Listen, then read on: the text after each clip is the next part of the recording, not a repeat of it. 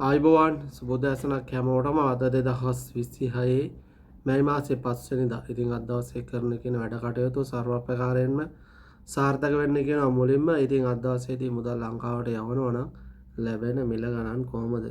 ඉතින් අද උදේ ඉඳලා පොඩ්ඩක් වැඩ වීඩියෝ එක දාන්නත් පොඩ්ඩක් පාරක් වුණා. පාට්ට රස්නයක් තියෙන්නේ.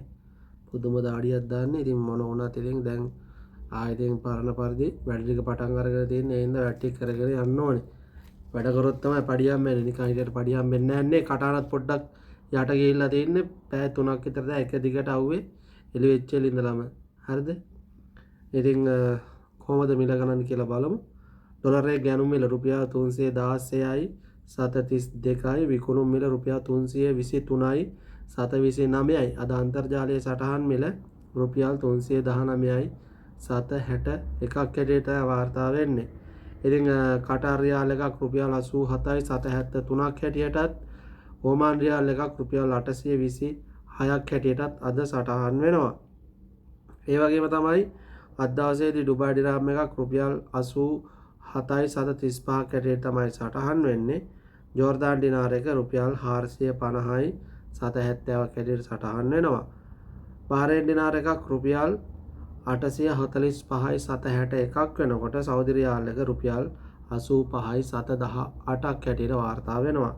ඉතින් කුවේට් දිනාර එක අදත් රුපියල් 1028 සිට ඉහළට. ඒ වගේම අන්තර්ජාලයේ සටහන් මිල 1037යි. ඉතින් ඩිනාර් 50ට අඩුවෙන් යවනවා නම් වැඩි රේට් එකක් හම්බ වෙනවා. ඩිනාර් 100ට අඩුවෙන් යවනවා නම් ඊට වැඩිය පොඩ්ඩක් වැඩි රේට් එකක් හම්බ වෙනවා. හැබැයි ඩිනාර් 100ට වැඩිය යවනවා නම් ඕගොල්ලන්ට ලැබෙන්නේ ටිකක් අඩු රේට් එකක් කියන එක මතක තියාගන්න.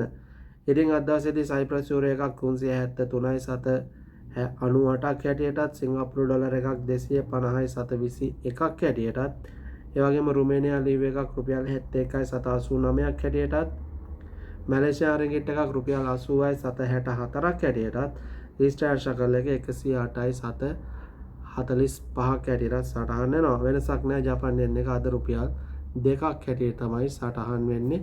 ඉතින් ඔන්න ඒ විදිහට තමයි අද මිල ගණන් වෙනස් වෙලා තියෙන්නේ. ඉතින් මේ මිල වෙනස් වෙන්න පුළුවන්. අනිවාර්යෙන් කරලා දැනුවත් වෙන්න. වැඩිම රේට් එකක් තියෙන බැංකුවක් කළ මුදල් ලංකාවට යන්න. ඉතින් මේ අන්තර්ජාලයේ මිල ගණන බව කරුණාවෙන් සලකන්න. ඉතින් ඒ බව මතක තියාගන්න. හැමෝම පරිස්සමෙන් ඉන්න. බුස්සර්ණයි හැමෝටම.